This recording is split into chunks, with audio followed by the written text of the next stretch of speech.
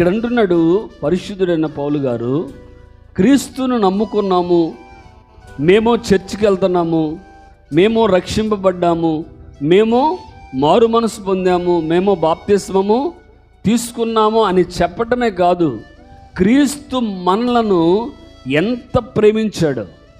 క్రీస్తు ప్రభువారు నిన్ను, నన్ను, మనలను, సమస్త ప్రజలను, ఈ భూమి మీద ఉన్న ప్రతి ఒక్కరిని ప్రభు ప్రేమించాడు. ఎంతవరకు ప్రేమించాడంటే అంతము వరకు ప్రభు మనలను ప్రేమిస్తూనే ఉన్నాడు. ఎంతవరకు అండి? అంతము వరకు దేవుడు మనలను ప్రేమిస్తూనే ఉన్నాడు.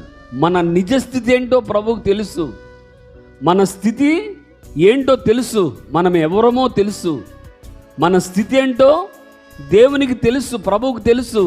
అయినా ప్రభు మనలను ప్రేమిస్తూనే ఉన్నాడు. ఆ ప్రేమ యొక్క లోతెంతో తెలుసుకో, ఆ ప్రేమ యొక్క వెడల్పు ఎంతో తెలుసుకో, ఆ ప్రేమ యొక్క ఎత్తు ఎంతో తెలుసుకో అని, ఆ తెలుసుకోవడానికి జ్ఞానమునకు మించిన క్రీస్తు ప్రేమను తెలుసుకోవడానికి, ఆ ప్రేమను తెలుసుకోవడానికి జ్ఞానానికి మించిన క్రీస్తు యొక్క ప్రేమను తెలుసుకోవడానికి ఆ ఎత్తు ఎంతో, ఆ లోతు ఎంతో, ఆ వెడల్పు ఎంతో, క్రీస్తు మన కొరకు ఎంతగా నలిగిపోయారో, ప్రభు మన కొరకు ఎంతగా రక్తము కార్చాడో, ఎంతగా ప్రభు మనలను ప్రేమించాడో